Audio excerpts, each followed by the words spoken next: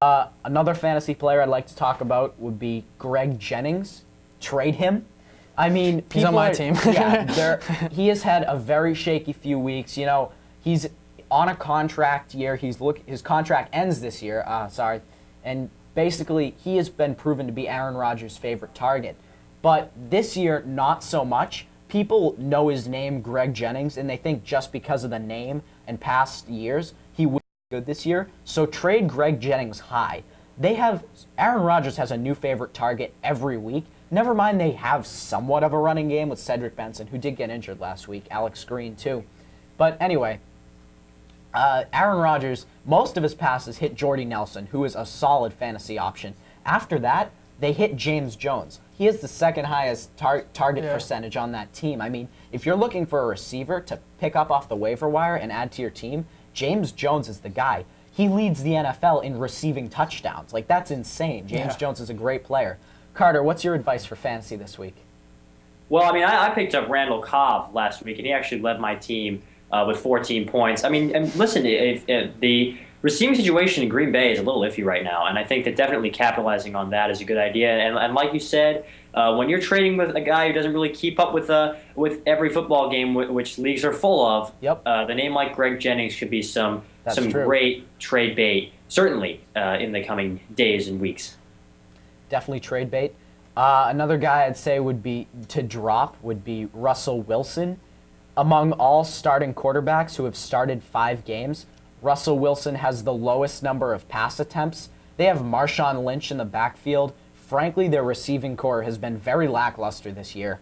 Drop Russell Wilson. Pick up a guy like Christian Ponder. Marshawn Lynch, another guy who has to do with Russell Wilson, leads the NFL in rushing attempts. And when you're looking for fantasy football studs, what you need to look for is attempts. The more a player can do something, the better the chances are that he will do it well. So Marshawn Lynch leads the NFL, 113 rushing attempts. You know, obviously a team isn't going to drop him. So if you can try to trade for Marshawn Lynch, maybe work out a trade, that'd definitely be a good move.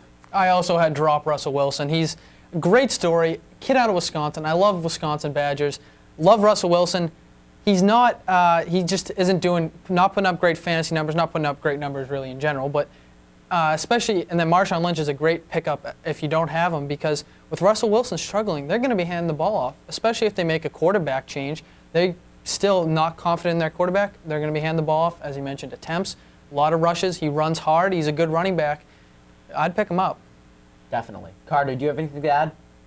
Well, I mean, Russell Wilson, we should reconsider him. Remember, he throws an interception, and sometimes it's called for a touchdown. But, you know, like you said, Marshawn Lynch is a great idea for when your quarterback is struggling. A lot of times you'll turn to the run game, like John pointed out. And although, you know, trades are always tricky, you can probably get some better value for him. So it's a good idea.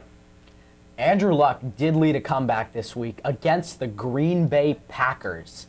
And the Colts beat the Packers this week. Very much an upset. What we learned here in terms of fantasy value is that Reggie Wayne is the #1 guy in Indianapolis. That goes without saying. Reggie Wayne is just a great receiver. He had a one-handed catch last week that just proves that Reggie Wayne is an elite receiver, no doubt.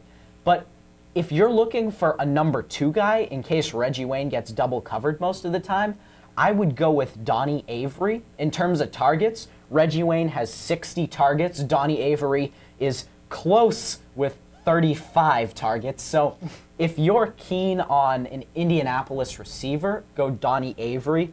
After that, try Donald Brown. He is the running back, of course, but if they stop passing and teams start putting more coverage on Reggie Wayne, maybe they'll go running, which Carter brought up a good point. If a team is having trouble with the pass, they'll turn more to the run.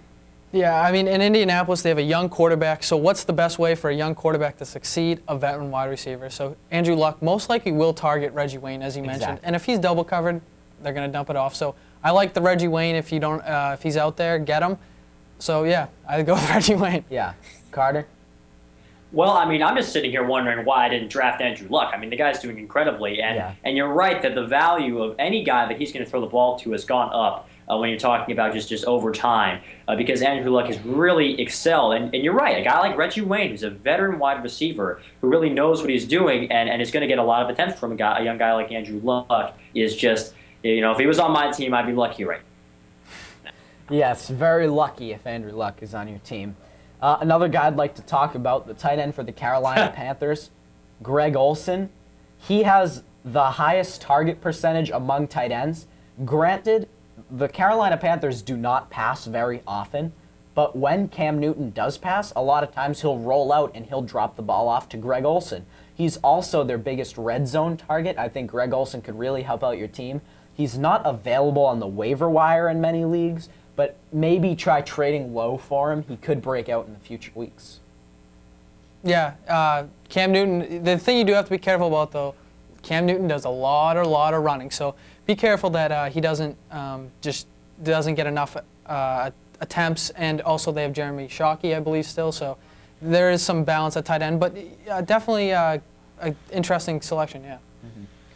Now, John, do you have any fantasy, say, sleepers or studs or busts that you'd like to talk about? Well, if you don't have Alfred Morris, pick him up right away. I think he's owned in 90% of the leagues. I guess I'm late on the bandwagon, but get him as fast as you can. He's RG3 going down. They're going to be handing the ball off more. He's been good pretty much every week. Mm-hmm. He's a solid running back. Definitely get him. All my fantasy notes are done, so Carter, if you have anything, or... Yeah, Carter, do you have anything to say about fantasy football? Well, I mean, I've got the New York slant on it, and I mean, if you watch out for Dominic Hickson, he's a guy that I picked up in my league. The Hakeem Nicks injury is big for Eli Manning and the Giants, and Eli Manning, when he is down in the fourth quarter, like he was last week, he will pass the ball with the best of them, and he's not going to be the number one guy for the Giants, but he could be an option. The touchdowns are so unpredictable, and with one less guy on that depth chart for the Giants, Hickson is a good pickup right now. With all the depth New York has at receiver, I wouldn't advise starting him consistently because they do have Cruz, they do have Nicks who's been out, they do have Randall who's also been out. But we're going to toss to a break right now. We'll be right back, talk some Red Sox.